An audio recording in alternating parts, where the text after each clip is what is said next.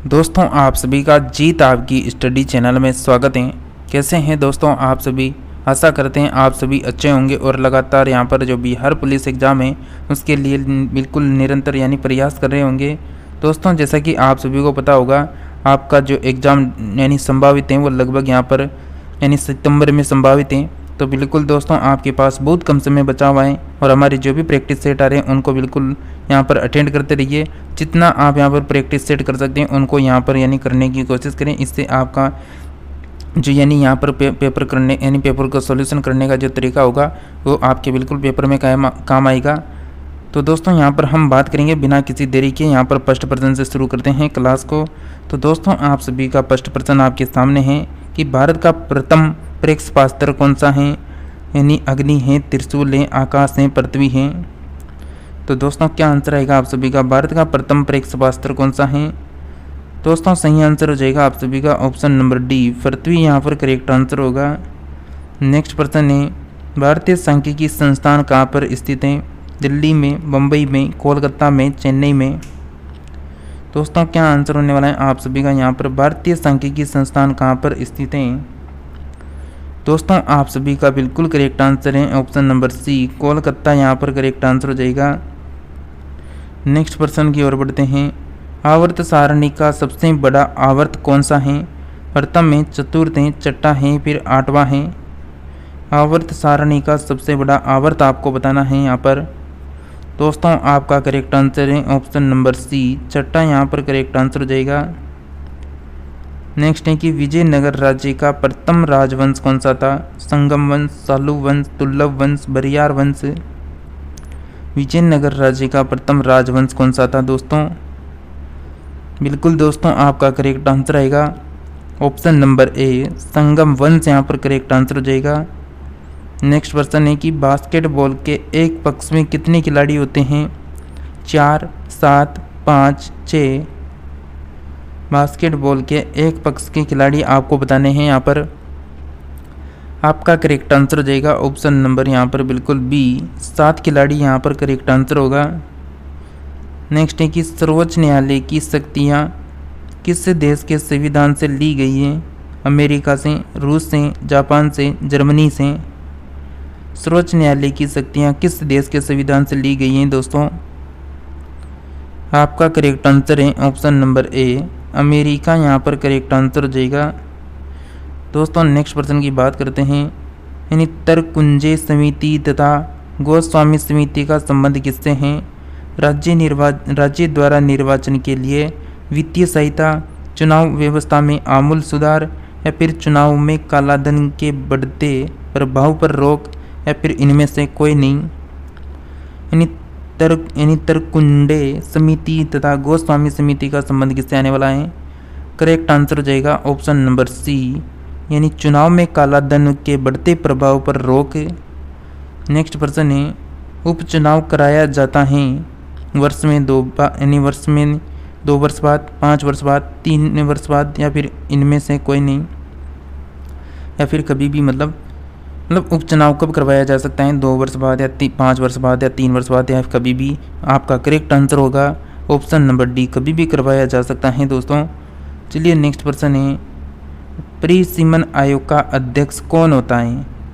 राष्ट्रपति, प्रधानमंत्री, यानी मुख्य चुनाव आयुक्त, या फिर गृह मंत्री। क्या आंसर आएगा दोस्तों यहाँ पर। परिसीमन आयोग का अध्यक्ष कौन होता है बताइए क्या आंसर आने वाला है यहाँ पर। परिसीमन आयोग का अध्यक्ष कौन हो सकता है। और क्लास के एंड में आप ज़रूर बताएं कि आप यहाँ पर कितने प्रश्नों का सही जवाब कर पाते हैं। आपको हम यहाँ पर 13 प्रश्न करवाने वाले हैं, तो कितने का सही जवाब आपको आने वाला है यहाँ पर देखते हैं। सही आंसर है दोस्तों ऑप्शन नंबर सी, मुख्य चुनाव आयुक्त यहाँ पर करेक्ट आंसर हो जाएगा। नेक्स्ट प्रश्न है भारत में बॉक्साइट का सबसे बड़ा उत्पादक राज्य है। उड़ीसा, केरल, झारखंड, या फिर मध्य प्रदेश। भारत में बॉक्साइट का सबसे यानी बड़ा उत्पादक राज्य है। आपका करेक्ट आंसर हो जाएगा ऑप्शन नंबर ए, उड़ीसा यहाँ पर करेक्ट आंसर होगा। नेक्स्ट प्रश्न है कि इंपीरियल बैंक ऑफ इंडिया का नाम स्टेट बैंक ऑफ इंडिया कब रखा गया। 1948, 1955, 1959, 1961, इंपीरियल यानी बैंक ऑफ इंडिया का नाम स्टेट बैंक ऑफ इंडिया कब रखा गया था दोस्तों? दोस्तों आपका करेक्ट आंसर आएगा ऑप्शन नंबर बी 1955 यहाँ पर करेक्ट आंसर हो जाएगा। नेक्स्ट प्रश्न है, अंतर्राष्ट्रीय परिषद का गठन संविधान के किस अनुच्छेद के अंतर्गत किया गया है? अनुच्छेद 280, अनुच्छेद 263, अनुच्छेद 293, अनुच्छेद यहाँ पर 285। क्या आंसर आ सकता है दोस्तों? दोस्तों आप सभी का यहाँ पर बिल्कुल करेक्ट आंसर हो जाएगा ऑप्शन नंबर बी यानी अनुच्छेद 263 यहाँ पर करेक्ट आंसर होगा। नेक्स्ट प्रश्न है, मरुदबिद यानी जीरो फाइट किस दिशा में पनपते हैं?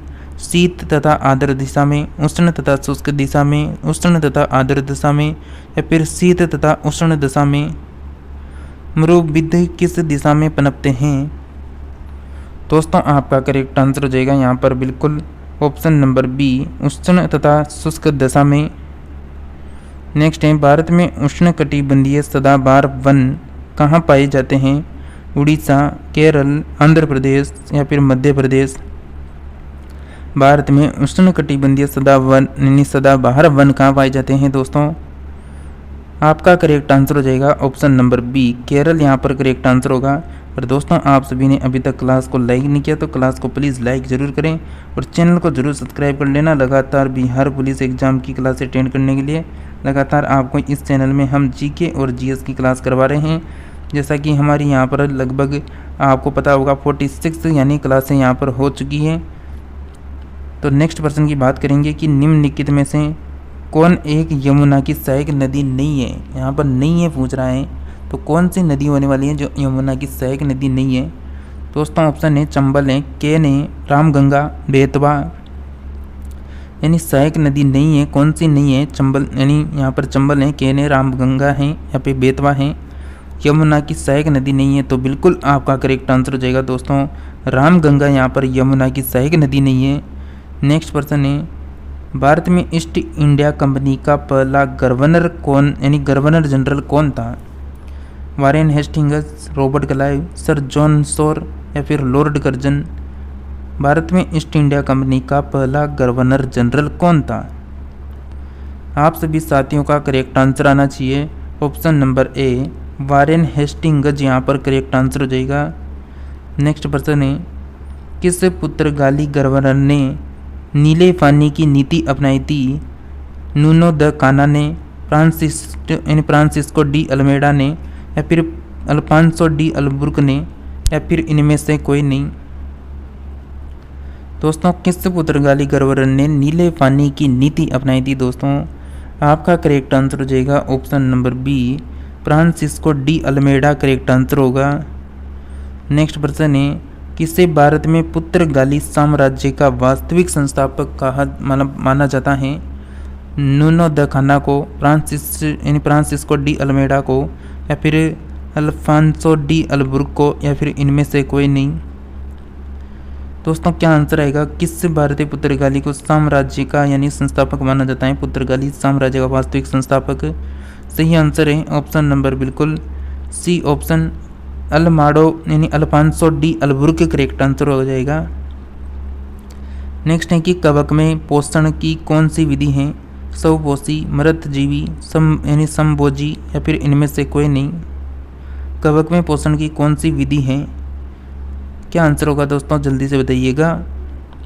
बिल्कुल प्यारे साथियों आप सभी का करेक्ट आंसर है ऑप्शन नंबर बी मृतजीवी यहाँ पर करेक्ट आंसर हो जाएगा। नेक्स्ट है, मनुष्य में वक्र किससे संबंधित हैं? पोषण से, श्वसन से, उत्सर्जन से, परिवहन से?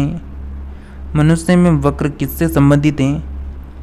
सही आंसर होगा आप सभी का ऑप्शन नंबर सी उत्सर्जन यहाँ पर करेक्ट आंसर हो जाएगा। नेक्स्ट है कि अलैंगिक जनन यानी मुकुलन द्वारा किसमें होता है? अलैंगिक जनन मुकुलन द्वारा किसमें होता है? अमीबा में, ईस्ट में या फिर प्लाज्मोडियम में या फिर यानी लेस सम्मणिया में? मतलब अलैंगिक प्रजनन यानी मुकुलन द्वारा किसमें होता है? सही आंसर होगा ऑप्शन नंबर बी यानी ईस्ट में यहाँ पर करेक्ट आंसर हो जाएगा। नेक्स्ट प्रश्न है, चावल की खेती मुख्य रूप से होती है काली मिट्टी में, दोमट मिट्टी में, लाल मिट्टी में, पर्वतीय मिट्टी में। चावल की खेती मुख्य रूप से होती है। सही आंसर है ऑप्शन नंबर बी, दोमट मिट्टी यहाँ पर सही आंसर हो जाएगा। नेक्स्ट प्रश्न है, अरेबिका किस फसल की उत्तम किस्म है? चाय की, तंबाकू की, गन्ना की, कव्वा की।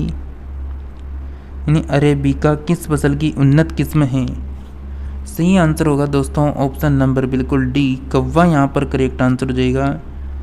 चलिए नेक्स्ट प्रश्न की बात करते हैं। यहाँ पर नेक्स्ट प्रश्न है कि राजनीतिक दलों की नींव सर्वप्रथम किस देश में पड़ी थी? भारत में, ब्रिटेन में, फ्रांस में, संयुक्त राज्य अमेरिका में। राजनीतिक दलों की नींव सर्वप्रथम किस देश में पड़ी थी? दोस्तों सही आंसर है ऑप्शन नंबर बिल्कुल यहाँ पर आपका सही आंसर आ रहा है ऑप्शन नंबर बी, ब्रिटेन यहाँ पर करेक्ट आंसर हो जाएगा। नेक्स्ट है कि आर्थिक विकास का तीसरा क्षेत्र क्या है? कृषि है, औद्योगिक क्षेत्र है, विज्ञान क्षेत्र है, सेवा क्षेत्र है। आर्थिक विकास का तीसरा क्षेत्र क्या आएगा? क्लास को आपने अभी तक भी लाइक नहीं किया तो साथियों सभी क्लास को लाइक कर दें और चैनल को जरूर सब्सक्राइब करें, क्योंकि हम आपको लगातार जीके जीएस की क्लासें करवाएंगे और आपके एग्ज़ाम तक जुड़े रहने वाले हैं। तो बिल्कुल सभी क्लासों को लगातार अटेंड करते रहिए। दोस्तों आपका करेक्ट आंसर होगा ऑप्शन नंबर डी, सेवा क्षेत्र यहाँ पर करेक्ट आंसर है। नेक्स्ट प्रश्न है कि नाटो शिखर सम्मेलन 2023 कहाँ आयोजित हुआ है? कोपनहेगन डेनमार्क में, ब्रुसेल्स बेल्जियम में, एम्स्टर्डम नीदरलैंड में, विलियनस लुधियाना में। दोस्तों यहाँ पर हम आंसर की बात करें आपके लिए, यहाँ पर आज की क्लास में हमने 5 क्वेश्चन करंट अफेयर्स के लिए हैं। तो यहाँ पर हम करंट अफेयर्स के डायरेक्ट यानी आंसरों की बात करने वाले हैं, तो आप डायरेक्ट आपका आंसर सोच सकते हैं यहाँ पर। तो आपका यहाँ पर यानी जो 26% है इसका करेक्ट आंसर हो जाएगा ऑप्शन नंबर डी, यानी विलियनस लुधियाना यहाँ पर करेक्ट आंसर होगा। नेक्स्ट प्रश्न है कि यानी फेमिना मिस इंडिया 2023 का खिताब किसने जीता है? फेमिना मिस इंडिया 2023 का खिताब किसने जीता है? सही आंसर होगा आप सभी के लिए बिल्कुल option number C, Nandini Gupta यहाँ पर करेक्ट आंसर हो जाएगा। नेक्स्ट है FIS पुरुष हॉकी विश्व कप 2023 का खिताब किसने जीता है? FIS मतलब FIS यानी FIH का पुरुष हॉकी विश्व कप 2023 किसने जीता है? सही आंसर होगा ऑप्शन नंबर बी, जर्मनी यहाँ पर करेक्ट आंसर हो जाएगा। नेक्स्ट है कि तुर्की और सीरिया में आए विनाशकारी भूकंप से पीड़ित लोगों की सहायता के लिए भारत ने किस मिशन को शुरू किया? यानी तुर्की और सीरिया में आए विनाशकारी भूकंप यानी भूकंप से पीड़ित लोगों की सहायता के लिए भारत ने किस मिशन को शुरू किया था? दोस्तों ये किया था भारत ने बिल्कुल ऑप्शन नंबर ए, ऑपरेशन दोस्त यहाँ पर करेक्ट आंसर होगा। अंतिम प्रश्न है कि टेनिस टूर्नामेंट विंबलडन ओपन 2023 में पुरुष एकल का खिताब किसने जीता है? सही आंसर हो जाएगा option number A, Carlos Alcaraz जो स्पेन से हैं उन्होंने जीता है। दोस्तों आज की क्लास में हम यहीं तक बात करेंगे। अगर आप कंटिन्यू क्लासें करना चाहते हैं तो चैनल को जरूर सब्सक्राइब कर लेना, क्योंकि हम आपको लगातार बिहार पुलिस की एग्ज़ाम की क्लासें करवा रहे हैं लगभग पिछले 1 महीने से, और कंटिन्यू क्लासें मिल रही हैं आपको। 2 क्लासें डेली मिलती हैं, तो बिल्कुल दोनों क्लासों को अटेंड करते रहिए। तो चलो यानी यहाँ पर मतलब नेक्स्ट क्लास में मिलते हैं हम बहुत जल्द यानी न्यू टॉपिक के साथ। तब तक आप सभी क्लासों को अटेंड करते रहिएगा।